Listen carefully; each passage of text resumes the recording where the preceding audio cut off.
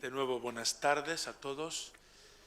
Llegamos con esta conferencia a completar la 18ª semana de la familia sobre la verdad del amor humano, según el documento de los obispos españoles publicado hace un año, en estas fechas, la verdad del amor humano, orientaciones sobre el amor conyugal, la ideología de género y la legislación familiar. Contamos hoy con un invitado también excepcional, don Francisco José Contreras Peláez, que nos van a presentar su perfil y su currículum. Bienvenido, profesor. Estamos contentos de escucharle. Buenas tardes. Don Francisco José Contreras Peláez es licenciado en Derecho por la Universidad de Sevilla. Su currículum es extensísimo, 12 páginas. Lo voy a intentar resumir porque si no, no va a poder hablar. Muchas gracias. Es doctor en Derecho por la Universidad de Sevilla. Actualmente es catedrático de Filosofía del Derecho en la Facultad de Derecho de esta universidad. Imparte la asignatura de Derecho Natural, Filosofía del Derecho, Teoría de la Justicia y Derecho de la Informática. Su actividad académica e investigadora es dilatadísima, con periodos en el extranjero, en la Universidad de Estrasburgo, Maguncia y Oxford. Ha pronunciado abundantes conferencias y es autor de numerosos libros, artículos publicados en diversas lenguas, voces de diccionarios, recensiones y traducciones. Entre estas publicaciones citamos como botón de muestra los siguientes títulos: Derechos sociales, teoría e ideología, defensa del Estado social, la filosofía de la historia de Johann Herder, Savigny y el historicismo jurídico, Tribunal de la razón, el pensamiento jurídico de Kant, y Kant y la guerra, una revisión de la paz perpetua desde las preguntas actuales. Como les comento, profesionalmente tiene un currículum excepcional y le agradecemos muchísimo que comparte con nosotros su experiencia y lo escuchamos cuando quiera.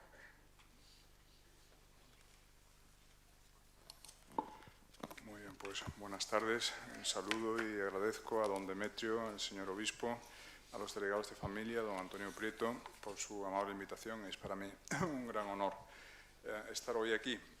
Bueno, el tema de la charla era la ideología de género, entonces vamos a empezar dando unas pinceladas sobre lo que significa ideología de género, aunque probablemente ustedes ya tienen alguna noción al respecto, porque es un tema que ha estado muy en el candelero en los últimos tiempos. Como su propio nombre indica, la novedad, la tesis principal de la ideología de género es la propuesta de sustitución del concepto de sexo por el concepto de género. Entonces, el sexo obviamente es una determinación natural, es una determinación biológica, los hombres nacen varones o mujeres. En cambio, el género sería una construcción cultural.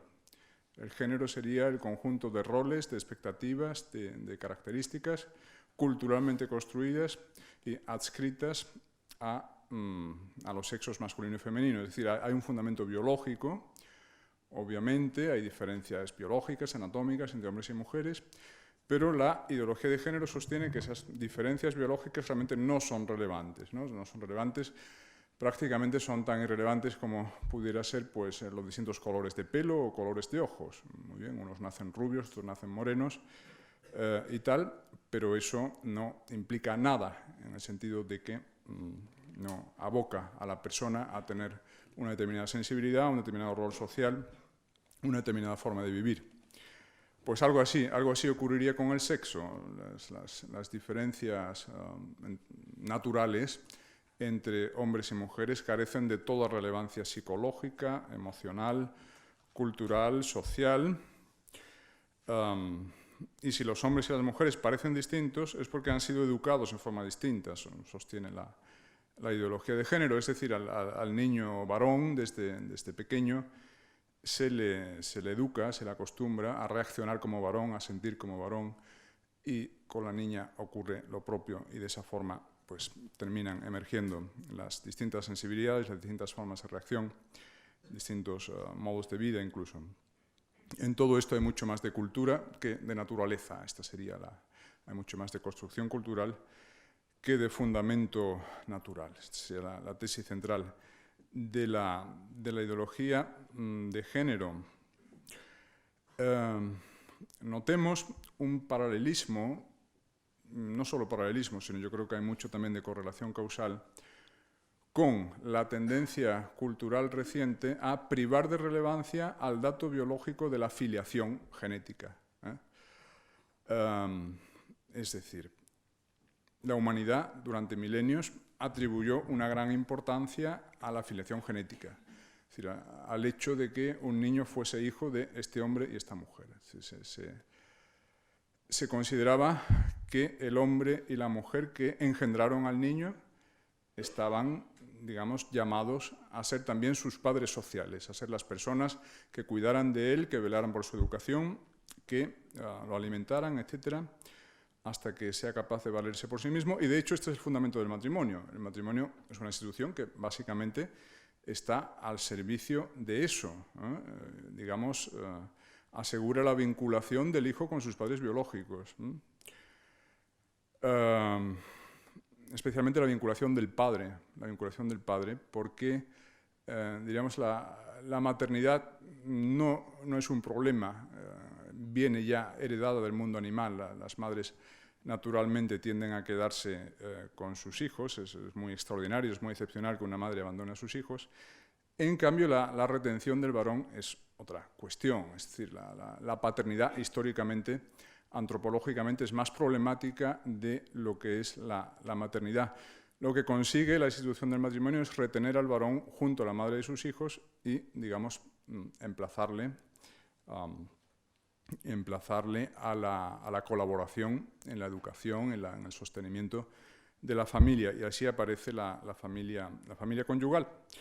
Pero si nos damos cuenta, todo esto guarda relación con la valoración de la filiación genética, quiero decir,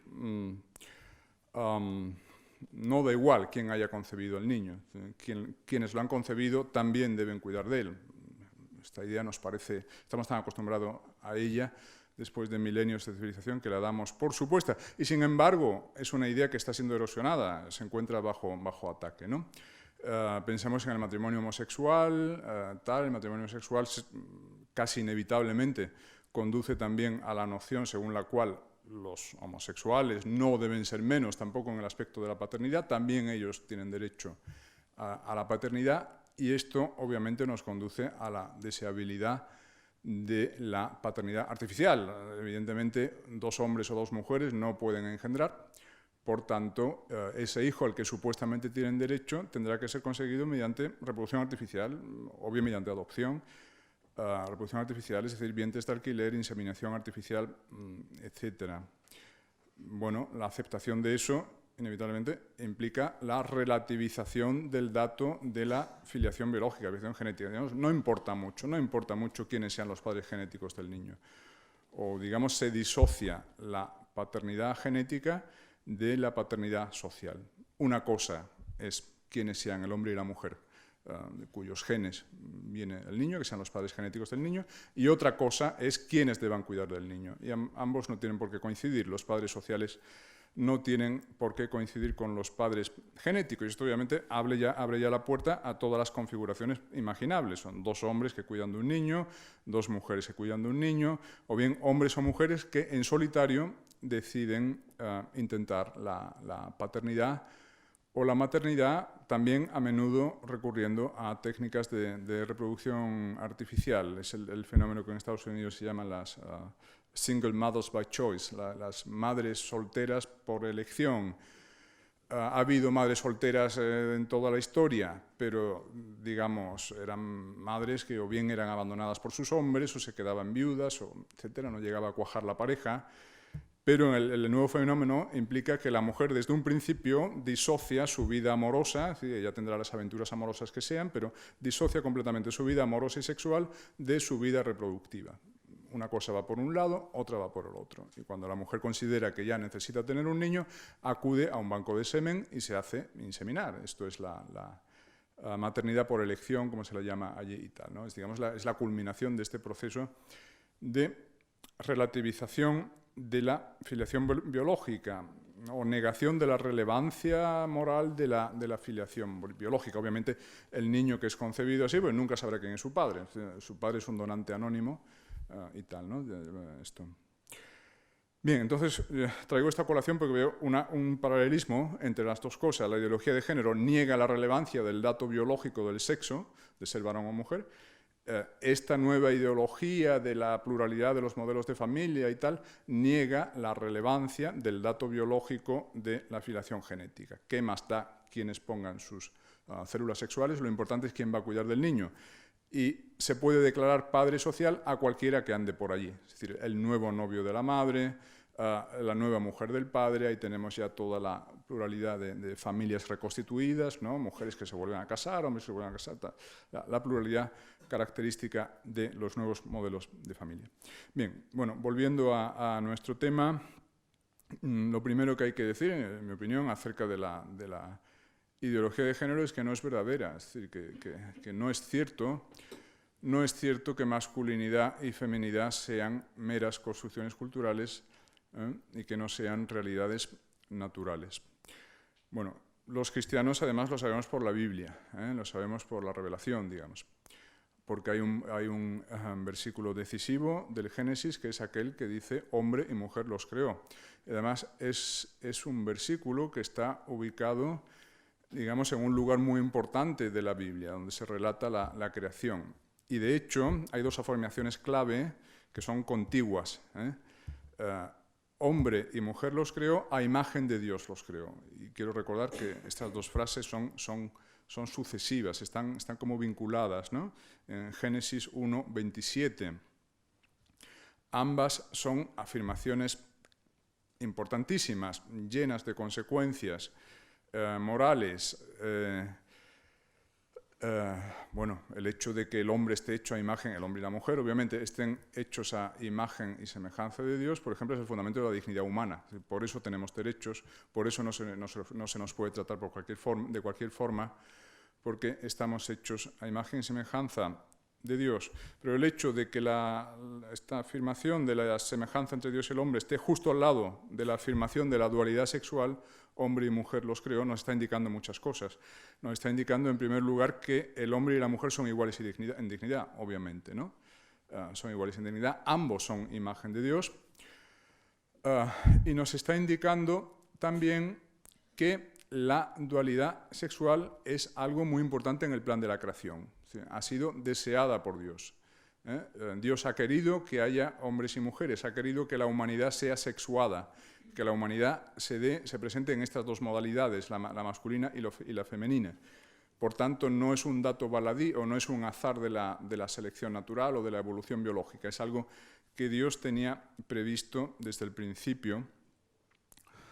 Por otra parte, apenas unos versículos más adelante, y no recuerdo si incluso quizás el siguiente, aparece otra afirmación clave, que es la de creced y multiplicaos, llenad la tierra y sometedla, poblad la tierra y sometedla.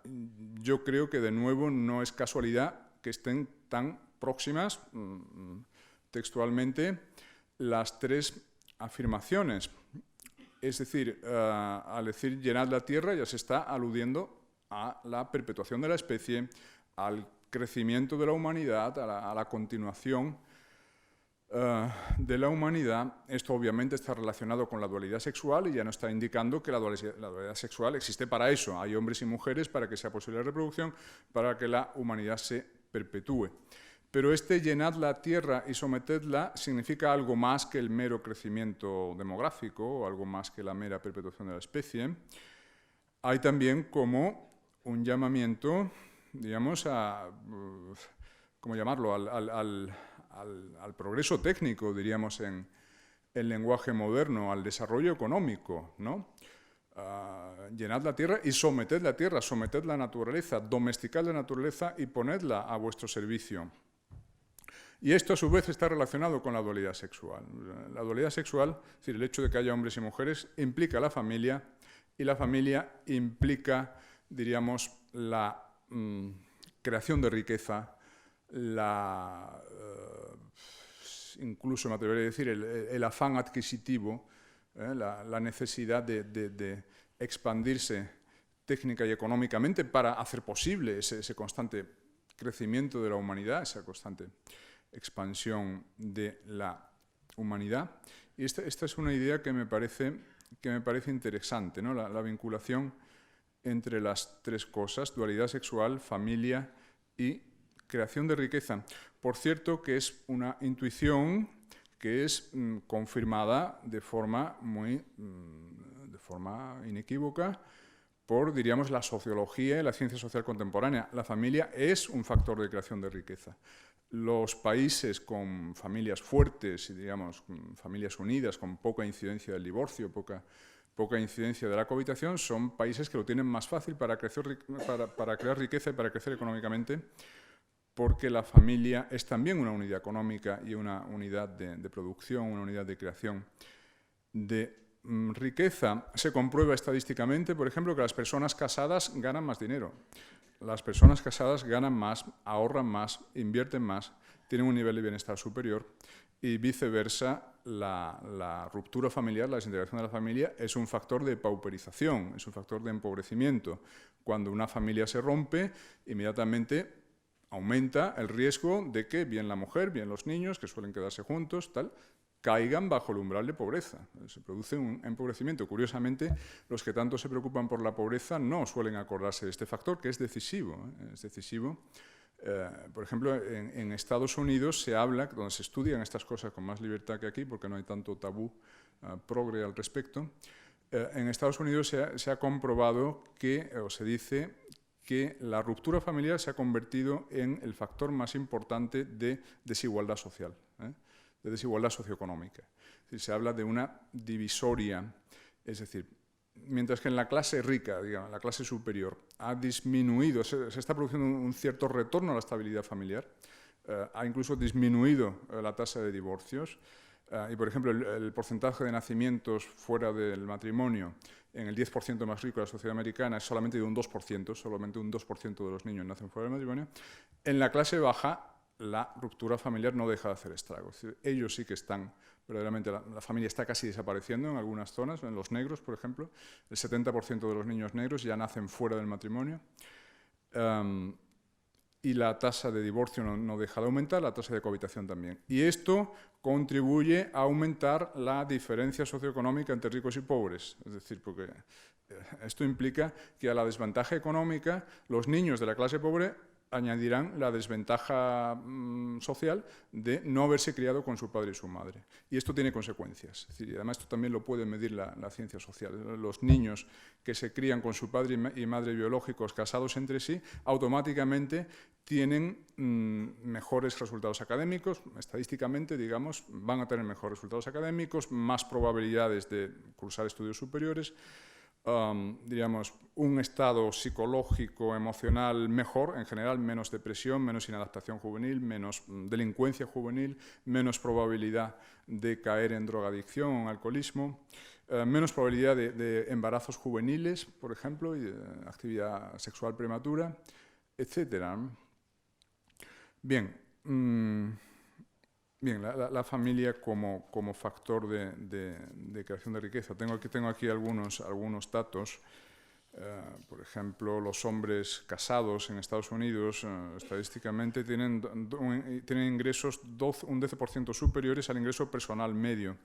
En cambio, los padres de familia no casados tienen ingresos un 30% inferiores a la media. Los casados un 12% por encima de la media, los no casados un 30% por debajo de la media.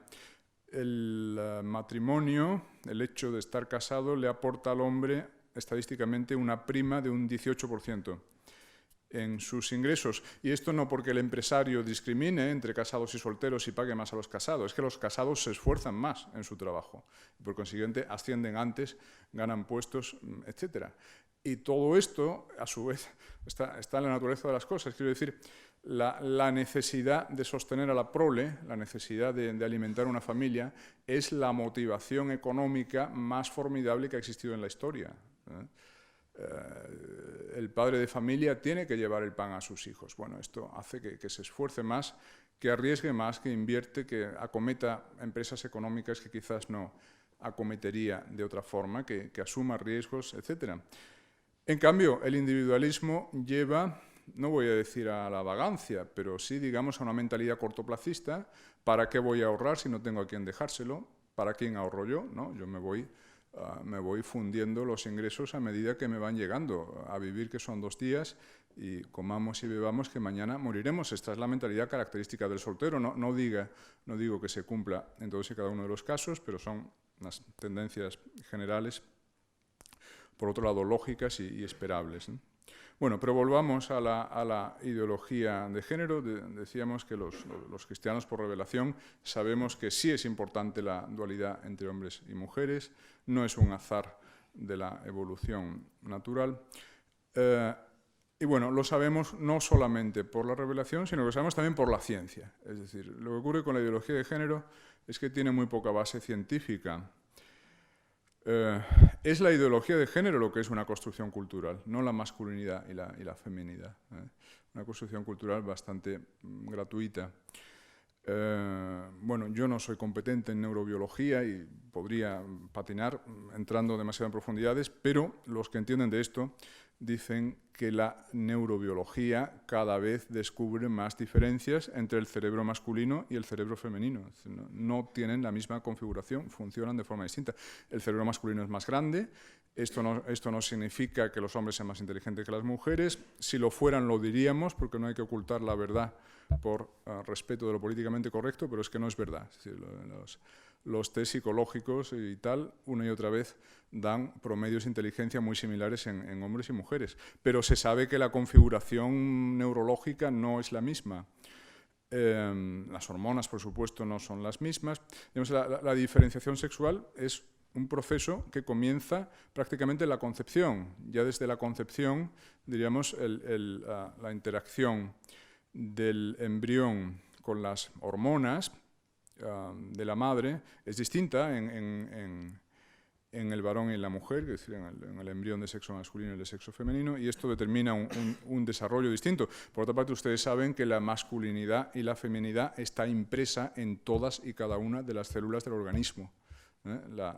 Los hombres, los varones, tenemos cromosoma XY, el par 23 de cromosoma, y eso está en cada célula, y la mujer tiene XX.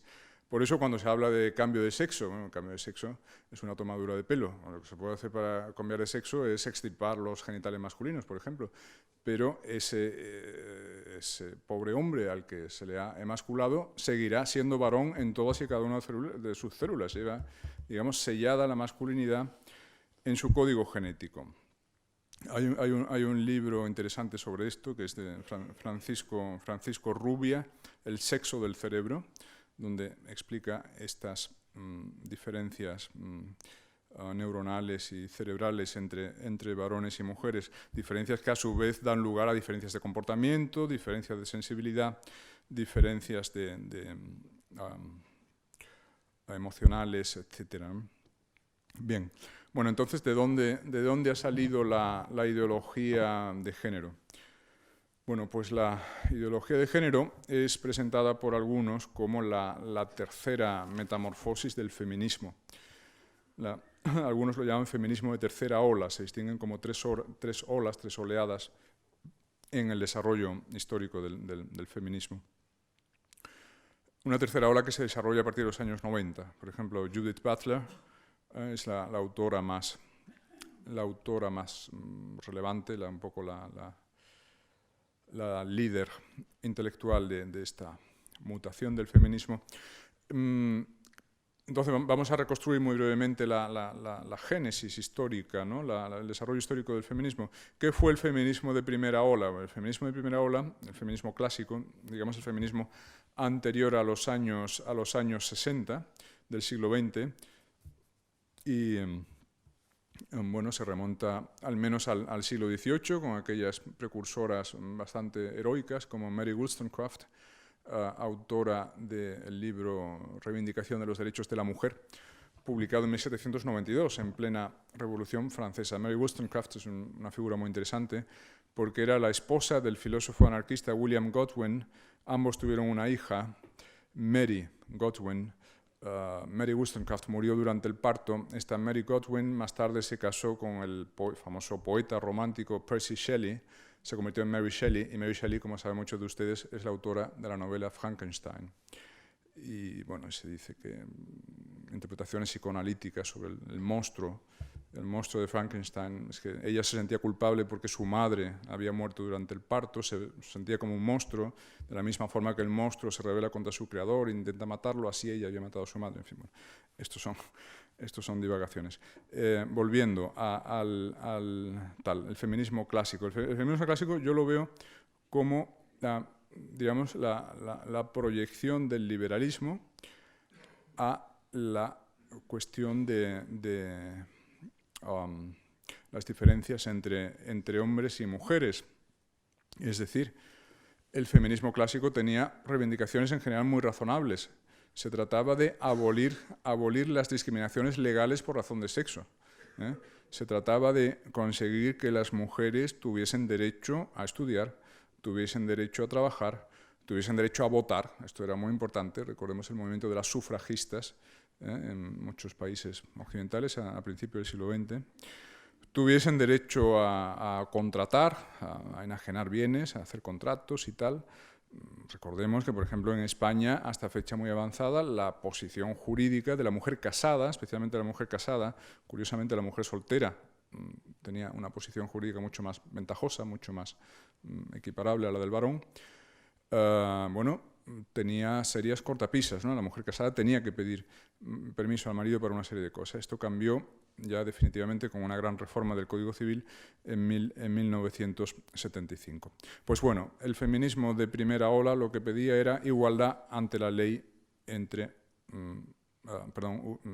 igualdad entre la ley para hombres y mujeres, igual que se había acabado, por ejemplo, con la discriminación por razón de raza, y recordemos pues, bueno, la esclavitud y después la lucha por los derechos civiles en los estados del sur, en Estados Unidos y tal, hasta conseguir la perfecta igualdad ante la ley de blancos y negros, pues lo mismo para los hombres y las mujeres. Lo que pide el liberalismo en general y lo que pide concretamente el feminismo clásico, que es la proyección del liberalismo a la cuestión de la dualidad sexual, son leyes ciegas al color y al sexo. Eso es una imagen que yo creo expresa muy bien de qué se trata. Que las leyes sean ciegas al color, o sea, que las leyes vean un ciudadano, no vean un blanco o un negro. El blanco y el negro sean iguales ante la ley.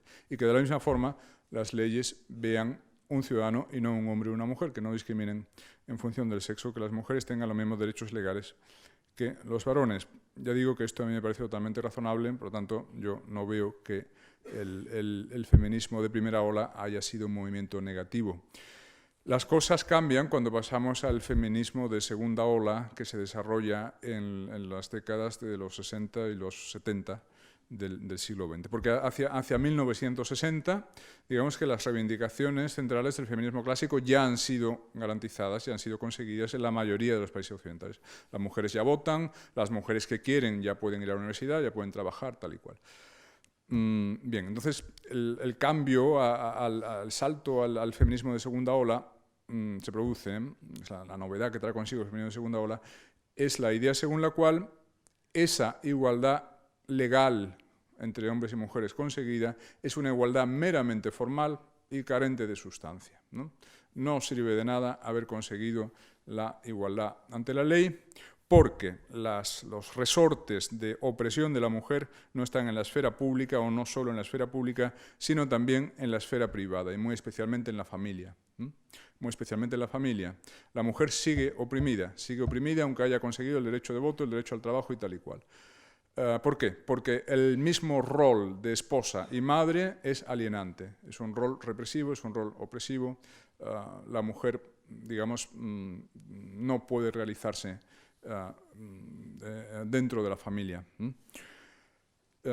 Por consiguiente, si se quiere conseguir la verdadera liberación de la mujer, no hay que conformarse con la igualdad de derechos ante la ley, sino que hay que revolucionar la familia, y en las más radicales en las formulaciones más radicales, hay que destruir la familia, porque la familia es una institución intrínsecamente patriarcal, represiva y tal, que perpetúa la sujeción de las mujeres, la dominación de las mujeres. De esta forma, el feminismo cobra en los años 60 un sesgo claramente antimaternidad y antifamilia.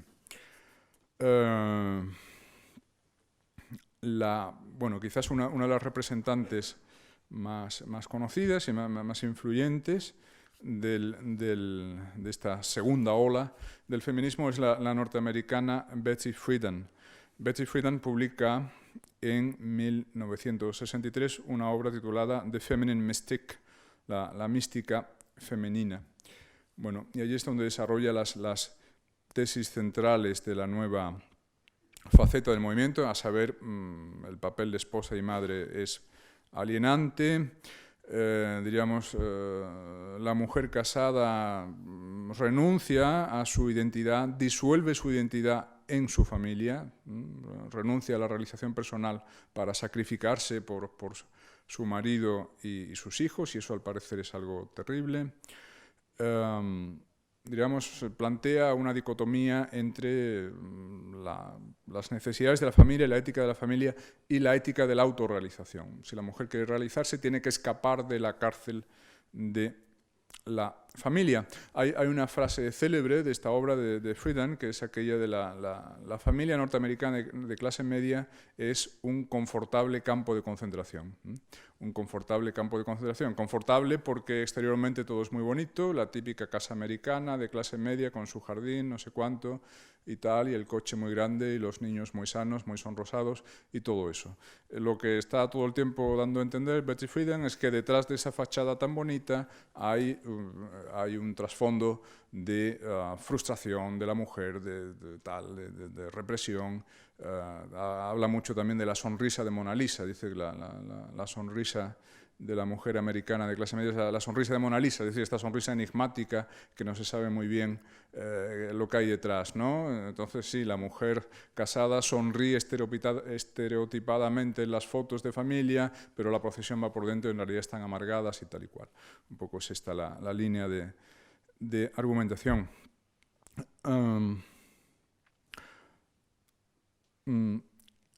Otra figura muy importante en el desarrollo de este feminismo de segunda ola es la francesa Simone de Beauvoir, que es muy conocida, como era además la esposa de Jean-Paul Sartre, el gran filósofo existencialista.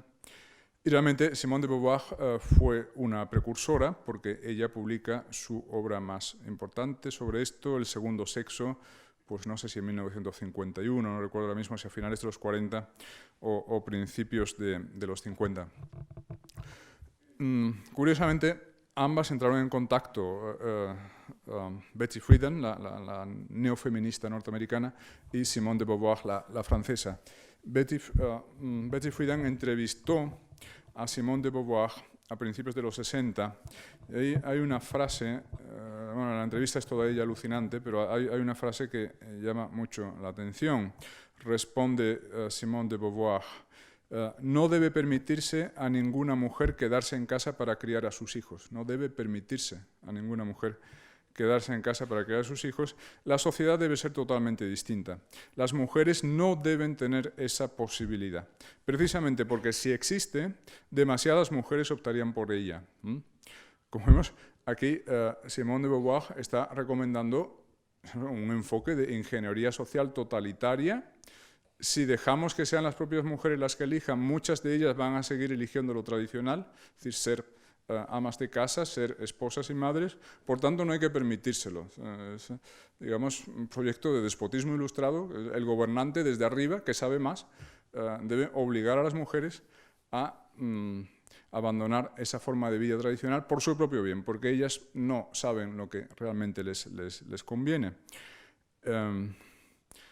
Entonces, esto es significativo porque demuestra qué poco duró lo bueno. Quiero decir, el feminismo clásico había triunfado y era bueno que hubiese triunfado. Era bueno que las mujeres, si querían, pudiesen estudiar, pudiesen trabajar, pudiesen realizarse fuera de la familia. Esto habría por primera vez realmente un abanico de opciones vitales para las mujeres tan amplio como para los hombres. Pero, digamos, había una libertad de opción real, ¿no? Mira, que cada una viva como quiera. La que prefiera darle prioridad al trabajo, que se lo dé. La que quiera ser madre de familia y se realiza así, que lo haga. En cambio, en Simone de Beauvoir ya no tenemos eso. En Simone de Beauvoir ha habido un movimiento pendular y, digamos, de un monismo de signo conservador, según el cual la vocación natural de la mujer era ser madre y esposa y no tenía otra opción, hemos pasado a un monismo de signo opuesto y ahora cualquier cosa menos ser madre y esposa. La pluralidad de caminos queda anulada, ¿no? Antes era solo una cosa, solo madre y esposa, y ahora todo antes que madre y esposa, ¿no? El caso es que vuelve a negársele a la mujer la verdadera libertad de elección entre diversas formas de vida. El personaje de Simone de Beauvoir es muy interesante, muy siniestro también. En realidad, el feminismo de Simone de Beauvoir viene a ser la proyección al tema de la mujer o de las diferencias entre hombres y mujeres del existencialismo de su compañero Jean-Paul Sartre, ¿no? Entonces, una de las tesis centrales del existencialismo es aquello de la existencia precede a la esencia. Bueno, esto es una cosa muy filosófica, pero su proyección antropológica sería la idea según la cual el hombre es el ser que carece de naturaleza. El hombre es el ser que carece de naturaleza, es el animal postnatural. Los animales están programados naturalmente, quiero decir, se limitan a seguir sus instintos y a actuar con arreglo a sus instintos, no tienen que decidir.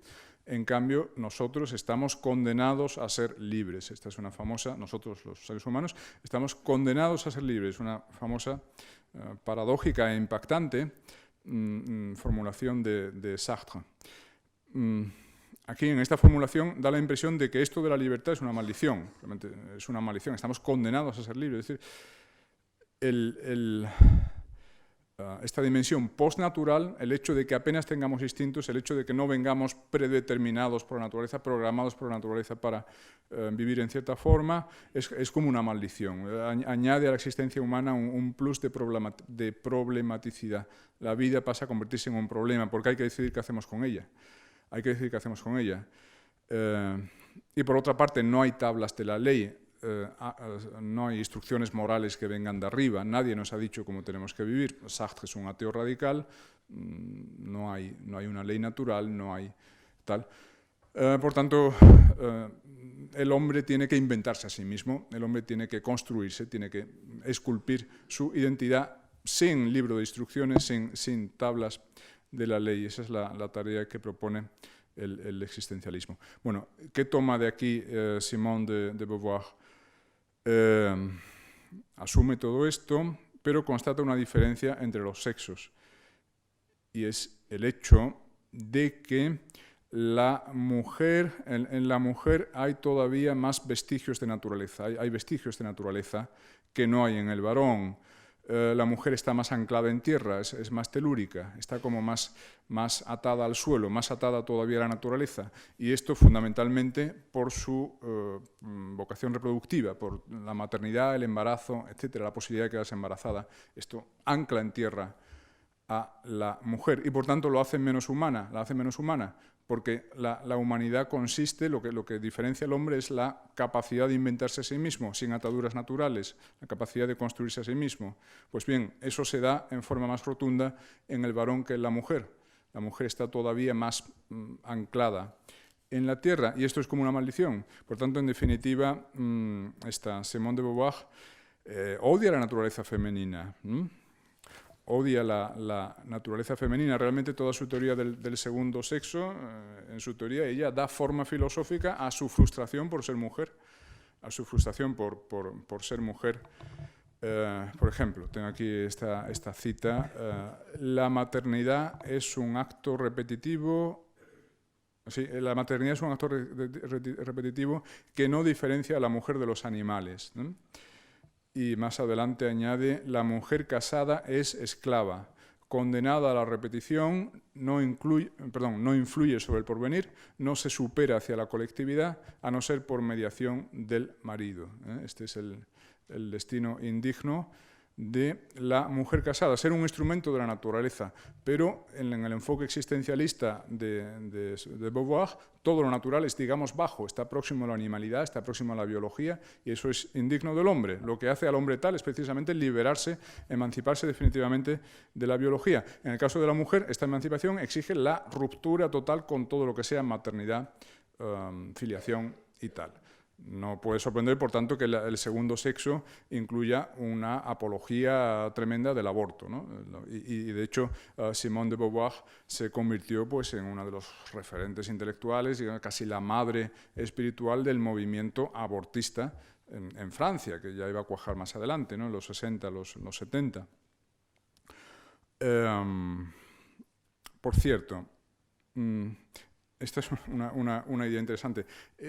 Esta tendencia a asociar, a ver cómo lo formulo, la maternidad, la reproducción y tal, con la biología, por tanto con lo animal, por tanto con algo muy bajo y muy indigno de las personas refinadas y cultas, es una tendencia muy general y que persiste hasta la actualidad. Citaré solo un ejemplo. Cuando la Junta de Galicia aprobó hace 2 o 3 años una serie de medidas de apoyo a la maternidad, a las madres, ¿qué tal?, para evitar el aborto, para tal, ayudas económicas a las madres, cualquiera que fuera su estado civil, no solo a las casadas. Bueno, hay que decirlo, el Partido Socialista protestó, y protestó por medio de su portavoz Beatriz Estallo, y lo que dijo fue, bueno, sí, ya sabemos que la derecha siempre ha visto a las mujeres como vacas lecheras, como vacas reproductivas. Esto de las vacas lecheras me lo encuentro frecuentemente en mis discusiones con colegas progresistas. Algunos, o sea, cuando yo insisto, por ejemplo, en que el sentido antropológico del matrimonio es facilitar la reproducción y la educación de los niños, me dicen que si yo veo a mi mujer como una vaca lechera. La reproducción vista como algo primitivo, algo propio de criadores de ganado, ¿no? Y nosotros ya occidentales, sofisticados y cultos, estamos ya en otro nivel. Hombre, la reproducción para los negros, ¿no? Que vengan ellos, se reproduzcan ellos, ¿no? Que los inmigrantes no resuelvan el problema de natalidad. España tiene un problema de natalidad sobrecogedor, con un índice de fertilidad de 1,35 hijos por mujer. Sin embargo, nadie habla sobre esto, la cuestión no se toma en serio, no es objeto de debate. Hay como un desprecio cultural hacia la reproducción, un poco en la línea de Simone de Beauvoir. Como eso era, cuando todavía éramos animales, había que reproducirse, pero ahora estamos ya en otro nivel, en otra cosa. Y esto además se nota, por ejemplo, es muy buena, la novela Un mundo feliz de Aldous Huxley es precisamente uno de los hilos conductores. Como sabemos, muchos la habrán leído, en ese mundo feliz futuro ya se ha generalizado la reproducción artificial, los niños son generados y criados en probetas, en retortas, pero una minoría muy atrasada se empeña en la reproducción vivípara, y son como indios que viven en reservas y tal. Y son despreciados por los otros, y además como con asco. Uy, qué asco, todavía se reproducen vivíparamente, todavía lo del embarazo y el parto, qué cosa más primitiva, ¿no? Bien, volviendo a... bueno, Simone de Beauvoir, diríamos, su influencia no es solamente intelectual, no es solamente teórica, sino que es también a través de su propia vida, y el tipo de relación que tuvo con Jean-Paul Sartre, etc. Hoy sabemos que fue una relación francamente abyecta. Ellos se hicieron célebres en su momento por su modelo de matrimonio abierto, que cada uno no renunciaba a tener sus aventuras y tal. Pero después hemos sabido que Simone de Beauvoir le buscaba amantes a Jean-Paul Sartre, reclutadas entre sus propias alumnas. Simone de Beauvoir seducía a sus alumnas de 18 y 19 años y terminaban en la cama de Sartre. A veces las compartían porque Simone de Beauvoir era bisexual. Y cuando alguna quedaba embarazada, Simone de Beauvoir la llevaba a abortar. No puede sorprender, por tanto, que fuese tan entusiasta partidaria del aborto, ¿no? Bien, lo que pasa es que una de las veces el padre de una de las alumnas denunció todo esto y esto le costó la cátedra a Simone de Beauvoir en Francia, el padre de Nathalie Sorokin, y tuvo que pasar a Estados Unidos, entonces emigró a Estados Unidos. Bien, otro de los aspectos de este feminismo de segunda ola es, como decir, es la mujer vista como el nuevo sujeto revolucionario, o la sustitución de la lucha de clases por la lucha de sexos. Y esto nos permite caracterizar al feminismo de segunda ola como una mutación del marxismo, como una metamorfosis del marxismo. El sujeto revolucionario del marxismo clásico, digamos, era obviamente el proletariado, la clase obrera, pero hacia mediados del siglo XX ya se había visto que la clase obrera, al menos en los países occidentales más desarrollados, no estaba por la labor de hacer la revolución. Se había burguesado, vivía cada vez mejor y ya lo de la revolución no le interesaba mucho. Entonces se plantea la necesidad de encontrar nuevos sujetos revolucionarios. Entonces, precisamente este nuevo feminismo busca el nuevo sujeto revolucionario en la mujer, que es nada menos que media humanidad, la mitad del cielo. Otras derivaciones del marxismo, otras mutaciones del marxismo, buscarán el nuevo sujeto revolucionario en la dirección de, por ejemplo, las etnias distintas de la blanca, los nuevos pueblos tal del tercer mundo, que es la época de la descolonización y tal. Frantz Fanon, por ejemplo, es el ideólogo de esta nueva forma de marxismo. La nueva clase obrera a nivel ya planetario y no ya a nivel nacional, pues son los africanos, los asiáticos y tal, que se acaban de emancipar. Pero la idea de la lucha de sexos juega un papel muy importante en este nuevo feminismo. Por ejemplo, tengo aquí unas declaraciones de Luisa Muraro. Luisa Muraro era una joven estudiante en los años 60, después se convirtió en una líder del movimiento feminista y después se cayó del caballo y ahora es una rabiosa antifeminista. Esto, por cierto, les ha ocurrido a varias, una de ellas, y además son muy valiosas porque ahora son de las que realmente dan la cara por las causas buenas. Un caso muy espectacular es el de Eugenia Roccella en Italia, quizás conozcan algunos de sus libros. Hoy día es una de las líderes más importantes del movimiento pro vida, el movimiento pro familia en Italia, y fue líder feminista en los 70, ¿no? Bien, pues esta Luisa Muraro escribe esto. Dice: yo escuché una charla feminista por primera vez en 1968, año simbólico, y dice: descubrí que yo era una víctima inocente, y hasta entonces desconocedora de un poder que me había oprimido inicuamente junto con todas mis semejantes, junto con todas las mujeres, el poder masculino, el poder del hombre, los hombres. De golpe todo se aclaró y me salían las cuentas. Y me sentí también tan realizada, había sido puesta en el centro del mundo, no por lo que sabía o hacía, que nunca había sido suficiente, sino por lo que era una mujer y una víctima. Es que sentirse víctima siempre es muy gratificante.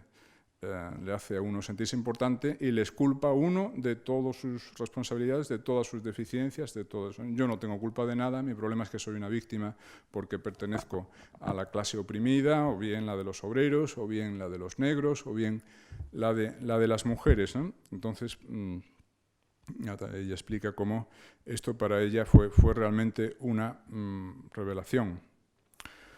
Bien, por pasar a otras autoras influyentes en esto, Kate Millett publica su obra Sexual Politics en 1969, y aquí la tesis central es que la relación entre hombre y mujer es una relación de poder. Bueno, no es una relación de amor orientada naturalmente a la producción de la siguiente generación, sino una relación de poder. Entre hombre y mujer se da siempre un forcejeo, siempre un pulso y tal. Las mujeres, por tanto, lo que tienen que hacer es aliarse para sacudirse el yugo masculino. La mujer está universalmente oprimida por el hombre. Surge también un paralelismo entre la conquista de los medios de producción por la clase obrera, el antiguo sujeto revolucionario.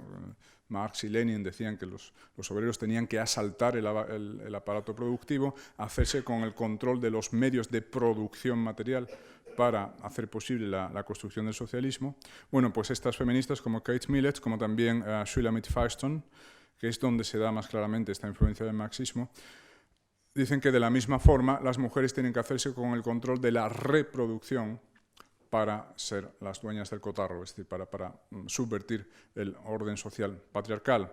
Entonces, ¿qué implica hacerse dueñas de la reproducción? Pues de aquí viene toda la idea de ser dueñas de nuestro cuerpo. Yo no quiero ningún embarazo si no lo he buscado, por tanto la anticoncepción, por tanto el aborto, porque si falla la anticoncepción queda todavía la red de seguridad del aborto, que en definitiva es anticoncepción retrospectiva, ¿no? Como último extremo si ha fallado todo lo demás, etcétera. En definitiva, la disociación de amor, sexualidad de un lado, reproducción del otro. A estas mujeres a las que primero se convencen de que son víctimas, de que están muy oprimidas, después se les convence de que se tienen que liberar. Y la liberación es de un lado económica y tal, pero de otro lado también sexual. La liberación sexual de la mujer consiste en que la mujer tiene que imitar el comportamiento sexual del varón, es decir, tiene que ser tan capaz de aventuras eróticas desvinculadas de sentimiento, desvinculadas del compromiso, etcétera, como se supone que son los varones. Y esta es la ética sexual que se propone a las mujeres en aquella época, con resultados bastante catastróficos. Shulamit Firestone, que la pobre era hija de un rabino, escribió una obra que se llamaba The Dialectic of Sex, la dialéctica del sexo, y aquí es donde proyecta de forma más sistemática el aparato conceptual marxista a la teoría feminista. Bueno, y dice todo esto del control de la reproducción como equivalente del control de los medios de producción por los obreros, el matrimonio visto como una forma de violencia institucionalizada. Esto también es una tesis característica de la época, el matrimonio es lo peor. También comienza entonces la tendencia que sigue hasta el día de hoy a, digamos, caricaturizar la familia tradicional, presentar la familia clásica como un infierno. Esto ya estaba en Betty Friedan, pero ahora se va más lejos. Entonces, una feminista y en general un progre piensa la familia clásica como un infierno donde el marido borracho le pega todos los días a la mujer y después se va de picos pardos por ahí con los amigotes. Este es el arquetipo, esta es la imagen que tienen nuestros progres de la familia natural, ¿no? Esto viene también de esta época. Por cierto que esto es una barbaridad, es decir, precisamente donde se pega menos a las mujeres es en la familia tradicional, es que esto se puede comprobar estadísticamente, ¿no?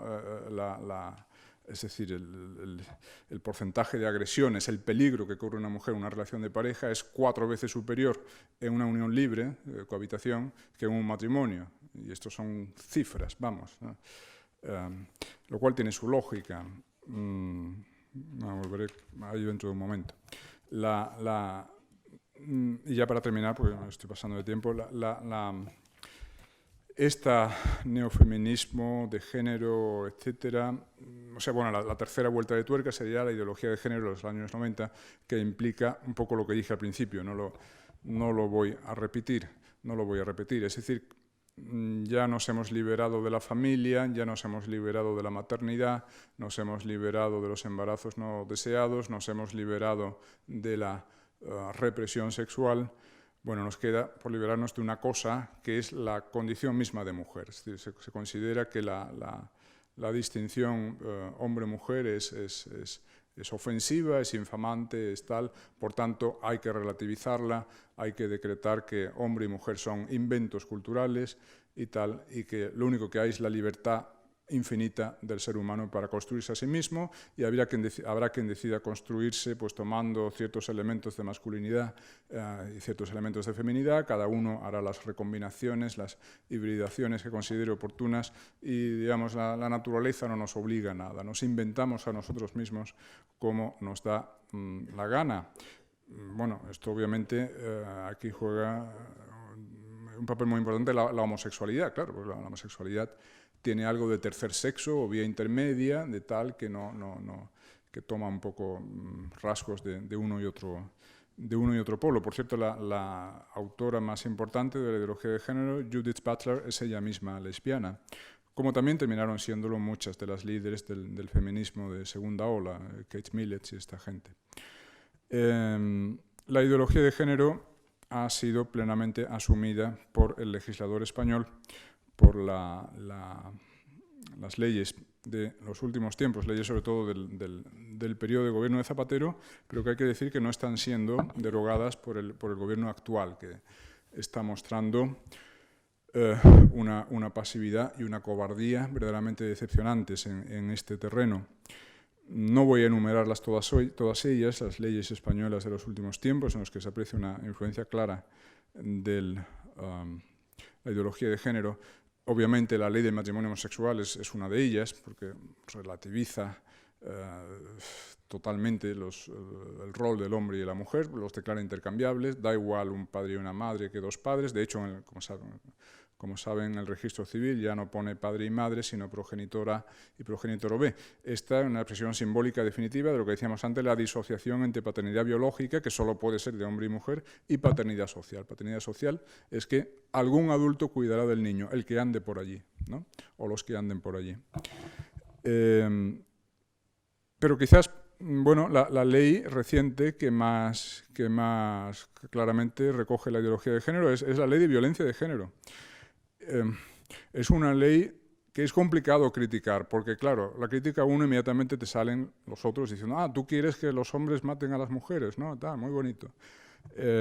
Obviamente cualquier persona de bien no quiere que los hombres maten a las mujeres, pero lo que tiene de malo la violencia de género no es que intente defender a las mujeres, sino es, digamos, la parte ideológica, dogmática que contiene. Es que hay toda una exposición de motivos y una introducción que es ideología de género pura, ¿no?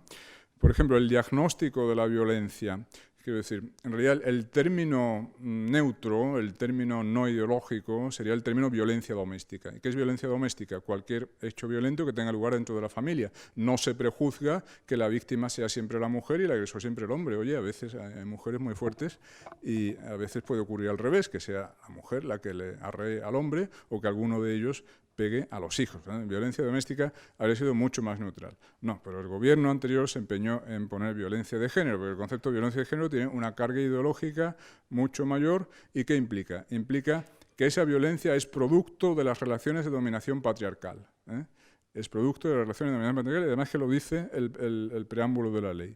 Dice, la violencia de género es la violencia que como manifestación de la discriminación, la situación de desigualdad y las relaciones de poder de los hombres sobre las mujeres, la relación entre los sexos como una relación de poder, Kate Millett, se ejerce sobre estas por sus maridos o compañeros sentimentales. O sea que no hay un mero intento de erradicar la violencia doméstica, hay además una interpretación sobre las causas de la violencia doméstica y esas causas son relacionadas con el machismo, con el patriarcalismo y tal, exactamente en la línea del neofeminismo. Por otra parte, los mecanismos preventivos y mecanismos sancionatorios que establece la ley son mecanismos descaradamente sexistas y, bueno, y en modo de ver, inconstitucionales por la forma en que desprecian el principio de no discriminación por razón de sexo. Como sabemos, son principios que criminalizan al varón de forma desvergonzada. El mismo acto, según que sea cometido por un varón o por una mujer, tiene una consideración penal distinta. Si el hombre le zurra a la mujer, es delito. Si la mujer le pega al hombre, es falta. Una pena inferior, es así de claro, ¿no? Y por otra parte, todos estos, en fin, que hay toda una polémica sobre esto, lo del juez Serrano y tal, el principio de presunción de inocencia queda muy erosionado en la ley de violencia de género. Basta que la mujer diga que su marido la ha mirado mal y tal, y automáticamente al hombre prácticamente se le mete en chirona, ¿no? Bien, y ya termino, solamente decir una cosa más, que la interpretación que da la ley de violencia de género sobre las causas de la violencia doméstica no se sostiene, una vez más, científicamente. Si fuera verdad que los hombres matan a las mujeres por machismo y porque sigue prevaleciendo la visión patriarcal de las relaciones familiares, Bueno, pues los países que tuviesen más violencia de género, más asesinatos de mujeres por hombres, tendrían que ser los países mediterráneos, que ya se sabe que son muy machistas. Bueno, pues uno va a las estadísticas y descubre que el país con más feminicidios, más asesinatos de mujeres por hombres de Europa es Finlandia, que no parece que sea un país muy machista, es un país progresista y tal, como saben, como todos los países escandinavos, ¿no? Finlandia tiene una tasa de feminicidios de 9,35, asesinatos de mujeres por millón. En España es de 2,81, es 4 veces inferior, ¿no? ¿Cuál es mi interpretación? Son arriesgadas, siempre atribuir esta fenómeno a una sola causa siempre es muy arriesgado, pero yo digo que el factor que más influye en los feminicidios es la ruptura familiar. Por tanto, y esto se comprueba estadísticamente, la mayor parte de los asesinatos, de las agresiones, se producen en el proceso de ruptura de la pareja. Es lo de la maté porque era mía. Tú no te vas con otro, tú no me vas a dejar, tal y cual, te mato. Y claro, ¿qué ocurre?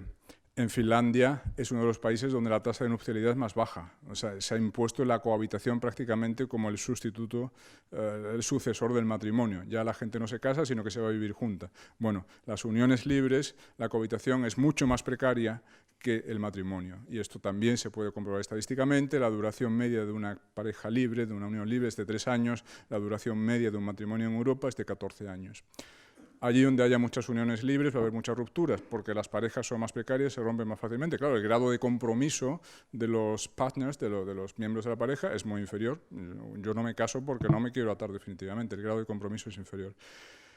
Más rupturas, por tanto, más probabilidad de violencia, porque ya digo, la violencia se suele dar en la ruptura, en el proceso de erosión y de ruptura de la pareja. Por ejemplo, en Francia el índice de feminicidio es de 5,22, dijimos que en España era 2,81 y en Gran Bretaña 4,20. O sea que parece... España es todavía un país bastante nupcialista. Tenemos una tasa de matrimonios y una tasa de cohabitación todavía se casa la gente en España, pero se casa cada vez menos, hay que decirlo. Está en caída libre el número de matrimonios que se celebran cada año y está en ascenso espectacular el número de divorcios y el número de cohabitaciones. Bueno, pues llevo ya casi una hora hablando, no quiero cansarles más con esto. Muchas gracias por su atención.